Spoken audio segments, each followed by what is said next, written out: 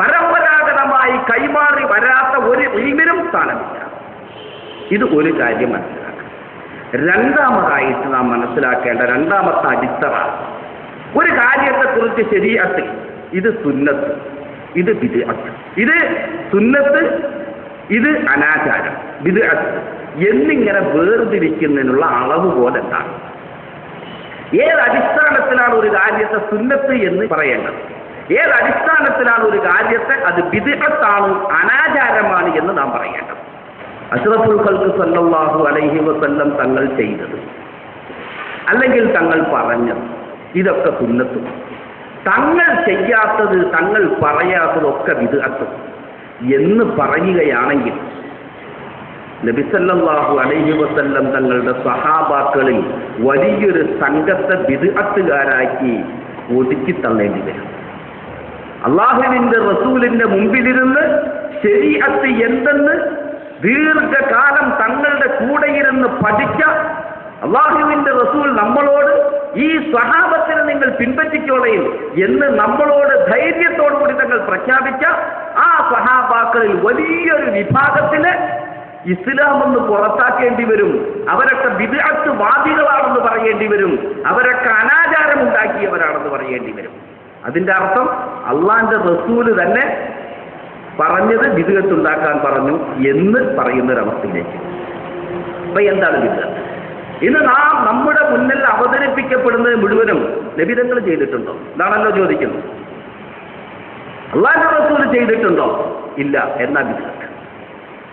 എങ്കിൽ ഉമർ ഇബ്നുൽ ഖത്താബ് റളിയല്ലാഹു അൻഹു ആദ്യ ബിദ്അത്തുകാരനായി മാറേണ്ടി വരില്ലേ? തറാവീഹ് 20 റക്അത്ത് ജമാഅത്തോടുകൂടി നിർവഹിച്ചത് അത് ഉമർ റളിയല്ലാഹു അൻഹുവിന്റെ നേതൃത്വത്തിൽ ഉമർ റളിയല്ലാഹു അൻഹുവിന്റെ ആജ്ഞപ്രകാരമായിരുന്നില്ലേ?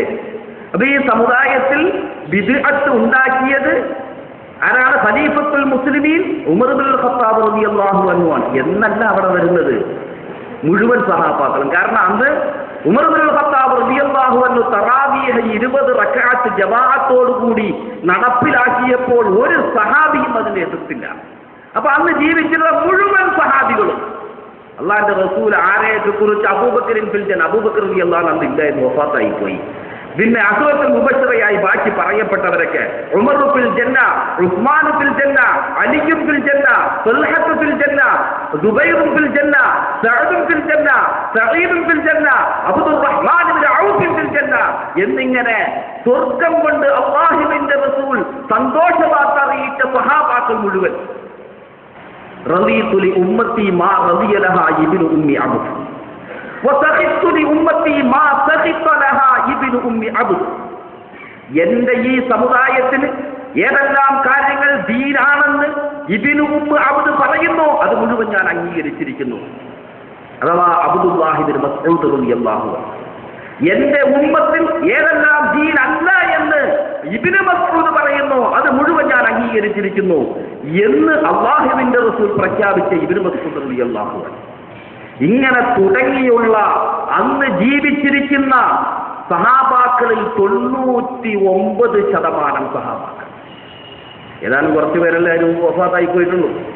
99% സഹാബാക്കളും ബിദ്അത്തികളാണ്, അവരൊക്കെ അനാചാരം ചെയ്തവരാണ് എന്ന് പറയേണ്ട ഒരവസ്ഥയിലേക്ക് വന്നോളൂ. പിന്നെ ഈ സമുദായത്തിന് ദീൻ എവിടെ നിന്ന് കിട്ടി? സഹാബത്തിനെ മാറ്റി നിർത്തിയാൽ ഈ സമുദായത്തിന്